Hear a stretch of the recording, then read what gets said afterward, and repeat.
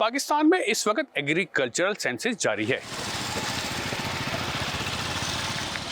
इस तरह मरदमशुमारी में अफराद और मकानात को गिनती होती है उनकी, इसी तरह जो एग्रीकल्चर सेंसस है उसमें ज़राअत से रिलेटेड या लाइफ स्टॉक से रिलेटेड जानवर कितने हैं, ज़रूरी रकबा कितना है हमारे पास, और इक्विपमेंट जो हमारी होती है जो ज़राअत से रिलेटेड होती है उसको हम काउंट करते हैं एग्रीकल्चर सेंसस।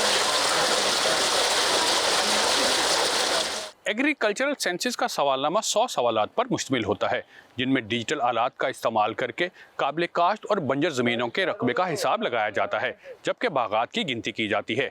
इसी तरह लाइफ स्टॉक में भेड़ों, भैंसों, घोड़ों, गधों, बकरियों, बतखें, मुर्गियाँ और दीगर जानवरों को गिना जाता है, जबकि ज़राअत की मशीनरी में ट्रैक्टर्स, ट्यूबवेल्स, थ्रेशर, हार्वेस्टर और दीगर मशीनरी को गिना जाता है। जब ज़राअत शुमारी करने जाते हैं तो हम देखते हैं कि हमारी जो आबादी है, पॉपुलेशन है, उसके मुताबिक हमारे पास फूड प्रोडक्शन भी है, मिल्क प्रोडक्शन है, मीट प्रोडक्शन है।